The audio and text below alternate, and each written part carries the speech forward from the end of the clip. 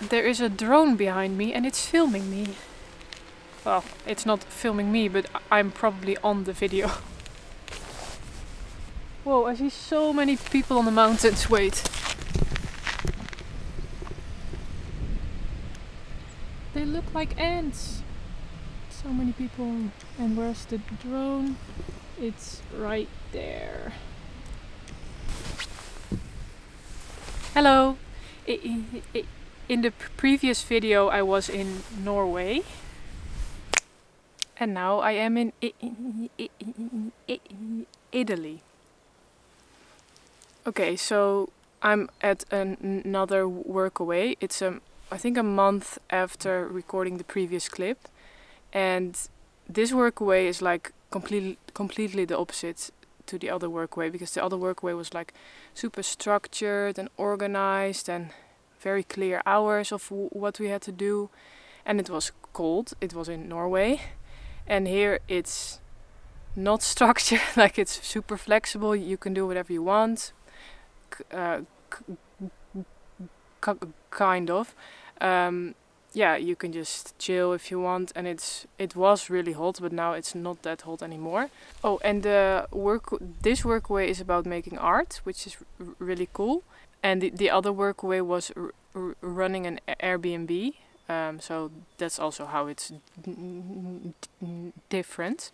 Yeah, and it's been really nice, because I was realizing, like after 4 days or something, that I hadn't really thought about my stuttering at all. Like, I have to meet a lot of new people here, like they were all new. I didn't say beforehand that I stuttered. I didn't even talk to them beforehand myself. And I just stuttered, and I didn't say anything about it. And sometimes they finish my sentences and sometimes they don't, but I don't feel anything about it, so it's just fine. So like after a few days I was like, I think she finished my sentence, and then I was like, I haven't really been worried about my stutter at all, which is like, I wouldn't have expected that years ago, or even a few years ago, that I could just go to this like random place in Italy and just be social and meet other people and do what I enjoy without even thinking about stuttering. But here we are, so yeah, that's really nice. And I actually wanted to talk about something else in this video. That was a pretty long intro, but and that's my fear of loud sounds. Because I kind of wanted to capture this moment, like how I am feeling about it now, to hopefully improve it in the future, and then look back at this like I would not have thought that I would get there, but I am. So the same as with stuttering, but I'm still on the beginning of this journey. So my fear of loud noises has been like since I was born. Like there are pictures and videos of me at certain moments where I'm covering my ears because I'm afraid of a loud sound happening. And the fear is just that yeah, it's an interesting thing, because it makes me afraid of very specific things, like dogs, because they can bark unexpectedly and very loud. There's a lizard. Cars that might honk. Yeah, when I was a child, there was this boat that we often would go on or this ship, and it would honk. I don't know if that's the right word, but it would make a sound when we were leaving, and I was afraid of that. And it's difficult to explain this to people, but I'm not sure what. Like, the fear is just being startled, I guess. And the fear, I'm just afraid of the fear. Like, when I feel like the tension of there might be a loud sound coming, I have to cover my ears, because it's just too much tension and anxiety. And only covering my ears helps to lower that anxiety. So I guess it's just fear of the anxiety, like trying to prevent it, or trying to calm down the anxiety. So the only way to get through this fear is to allow myself to have a lot of anxiety when I feel these moments of tension. And that's what I've been trying to do here. So there's a dog on this property. It's a dog from one of the other workwears. And I knew, well, first I was looking for a workwear without pets, but in Italy somehow that's not possible almost. So yeah, it said at first that it was a workaway without pets, but then one of the actual workwears had a pet, a dog. So yeah, I saw it and I was just like, okay, let's give this a shot, because you know, I have friends and people that I know that have dogs and I want to be with them, spend time with them, but they have a dog, and normally I wouldn't go in a house with a dog. Like, I haven't done that in a really, really long time. I don't think I've ever been comfortable with a dog in a house or did that. Only if I can wear earplugs or something. So yeah, maybe it's good to say how my fear was before coming here. So when I see a dog on the street, like when I'm walking and there's someone walking towards me with a dog on the leash, I have to slightly cover my ears because I get so anxious, and this is the only way to calm myself down. I get so anxious and then I walk past the dog, I hope it doesn't bark, and then I continue. I don't visit people with dogs. Like, if I sleep at someone's house with a dog, they usually bring the dog away, which is kind of sad. Yeah, that's basically it. I just avoid dogs. And yeah, so here it was a big step to come here and to be with a dog. And I've actually done one dog fear challenge in Norway, which was going dog sledding. And I just really wanted to have this experience, but like, it's with dogs and really loud barking dogs. But actually it was fine at the end because I was wearing earplugs. I even took them out sometimes. And this is very important, the dogs were barking all the time. So if a dog is barking all the time, I'm not that scared, because I am not scared of being startled because they're barking all the time. It's more about, like, I'm more scared when there's silence and there's a dog. Then I feel the most anxiety because I'm like, it might bark. But if they're all barking all the time, it's just so loud that, yeah, I can get used to it really fast. And I learned there that, because I had to approach the dogs when we arrived there, and I learned that my fear is easier to deal with if I don't avoid the dogs. So there were dogs there and I just walked up immediately and I let him sniff my hand, even though my feeling was like that I wanted to walk around it. I walked through it. It felt like I was walking through an invisible barrier, and my brain was like, huh?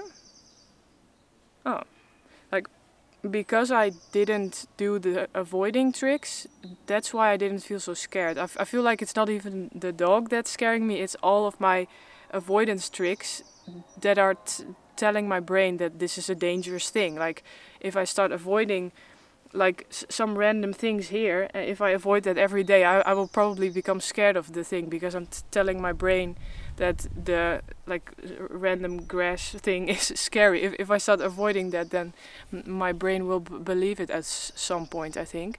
So I've just trained my brain to be scared of dogs. So the only way to get through that is to just immediately go for the dog, like immediately approach it, and that's yeah, I felt like that really helped, because once I start avoiding, it's difficult to go back to not avoiding. So yeah, that's what I did in Norway. And yeah, so I felt a bit more confident to spend a week here with a dog. And when I arrived here, the dog immediately came up to me and he was sniffing me and stuff like dogs do. It's a pretty big dog. But I'm not scared of dogs, like the dog jumping on me maybe. That's maybe a bit scary, but I'm not scared of that. It's just only the barking. So yeah, it was okay that he was coming up to me and stuff. And yeah, it's been, in the first day I wore one earplug all the time just to, yeah, to get like one, like I was already putting myself in the situation because, so I feel like it was okay that I did one thing to avoid it, because yeah, step by step. And he was there all the time because we were eating outside every day with every meal, and he was always there, like under the table, and he was like with his head sometimes asking for food. So he was very close. And in the first 2 days, I think I wore earplugs, the one earplug, and sometimes I was like this when the dog was starting to make sounds, or when the guy was playing with the dog. I was like, oh. And then I started to be around the dog without wearing any earplugs and without covering my ears most of the time, which is like a big step. I didn't really felt really comfortable yet, but yeah, it was a big step. And then the next day I started like covering my ears again because I was getting lazy with facing my fears. That's always what happens, or usually. So then I had to remind myself to stop covering my ears again. And I was also avoiding the dog because like it's a big outside area and he's always outside, so I can avoid him if I want. So that makes it a bit more difficult to face my fears, because sometimes I will just avoid him. But then after that I try to push myself again to not cover my ears. And I think I've done pretty good. I feel like I still haven't gone through the worst, which is like, yeah, not covering my ears when he's like making a lot of I'm gonna bark sounds. I don't know if that's actually a thing, but when he's breathing very loud, or when he's like then I feel like he will bark. So that's like when I want to cover my ears the most. And is someone coming? No. So I don't feel like I went through that, but yeah, I still made a big step, and well, a lot of big steps, or steps at all.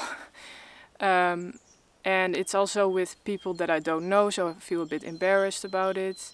So maybe if I will try this with someone I know and someone I trust, then it will be easier for me to go through that worst fear moment, and still not cover my ears. Because I know, because I've been through many fears, that the fear always dies down after a while.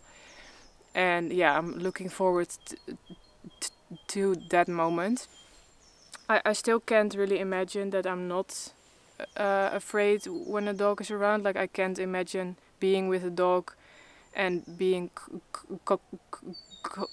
comfortable, or not even thinking about the barking. And if it barks, that I'm not completely frightened.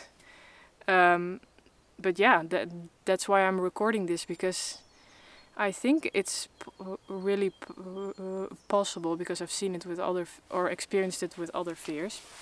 So I'm just recording this so I can look back at this and be like, yes, you made it. And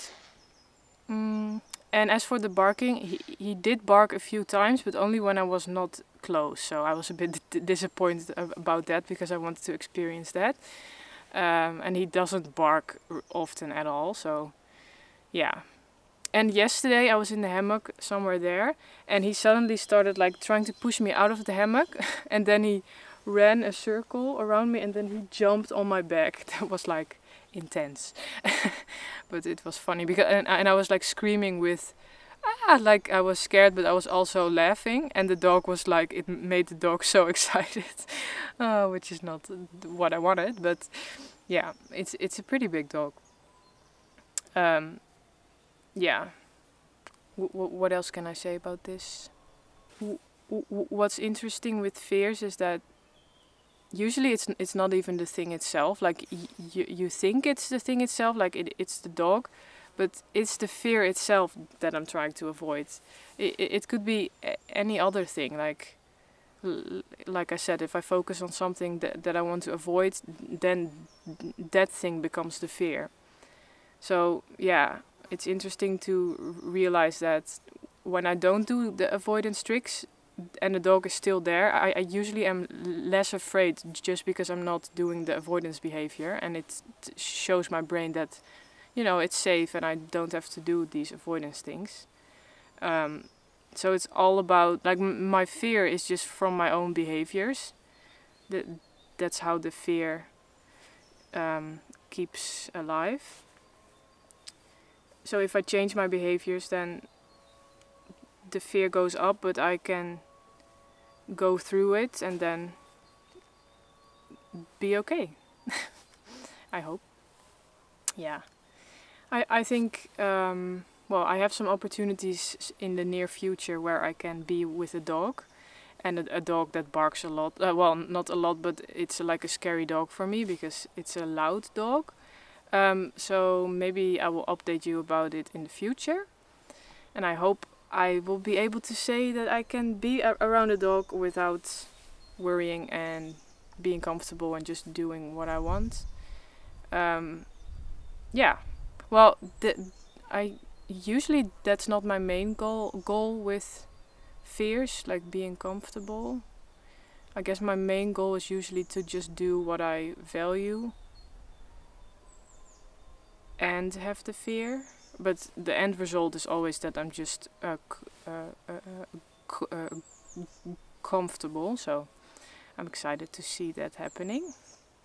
And yeah, okay, so this was the video. It's pretty long, but yeah, I also make these for myself, so it's okay. And I'm going to the next place in Italy soon with some stuttering friends, so that will be great. And I will hopefully see you in the next video. And thank you for watching. Bye!